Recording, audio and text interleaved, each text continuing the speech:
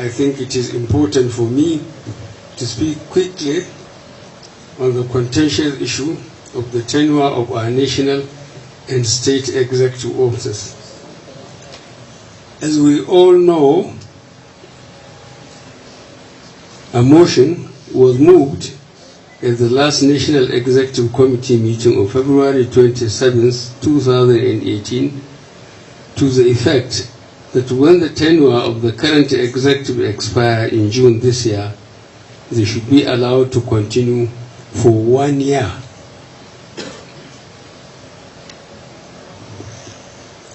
This motion was duly carried by a majority of members present at the last NEC meeting, even though some of our party members have since spoken up very vehemently against it.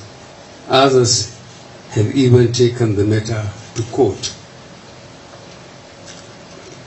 On my own part, I have taken some time to review and seek advice on the resolution, and what I found is that it contravenes both our party constitution and the Constitution of the Federal Republic of Nigeria.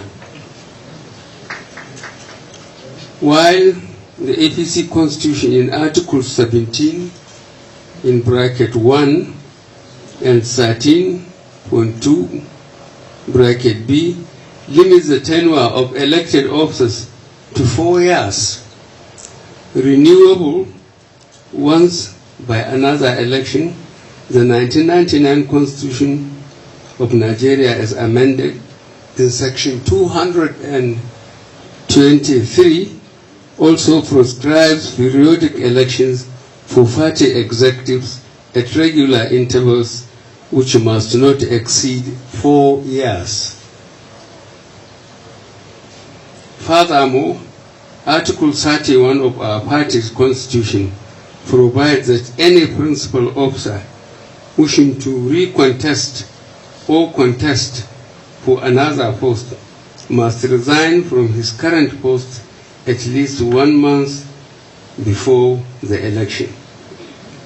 In this circumstance, what is expected of us is to conduct fresh elections once the tenure of the current executives approaches its end.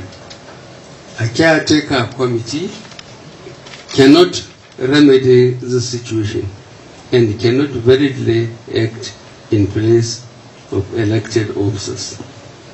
Furthermore, I think if we deviate from the constitutional provisions, we might be endangering the fortunes of our party.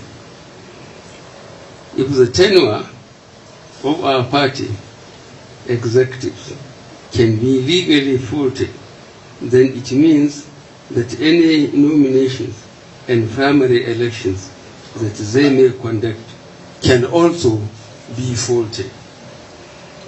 This is not talk of divisions that would arise and is already arising within the party when some of our members feel that they are being denied the right to aspire to executive positions, or that internal democracy is not at play within the party. I am therefore of the firm belief that it is better to follow strictly the dictates of our party and national constitutions rather than put APC and its activities at grave risk. Fortunately, we have already approved a timetable for the holding of congresses and elections. I think this should be allowed to go forward, and all efforts should now be geared towards making them a great success. I have to digress from my speech here to tell you, the NEC, that they do not preclude us from discussing this matter. The reason is this: we have so many sons, including the one on my right. If people have got constitutional, both party or the Federal Republic of Nigeria as amended constitution has facilitated what decision we have taken, all well and good. I don't feel too strongly. The only thing I feel too strongly about is that we should not allow our party to be vulnerable and sustainable, to the opposition by delaying us for going to court and quoting appropriate constitutional, either party or national one, to delay us or to divide us further within the party. So please take note of this my statement. There are knowledgeable people sitting among you, among the governors, among the chairmen of the parties, and among us here in the high table. So please feel free to discuss, and let us quickly, with the help of the legal advisor, whom I think has recited or has the constitution of the party in his head, can quickly clear issues that are raised. But I have taken time to listen to my legal advisors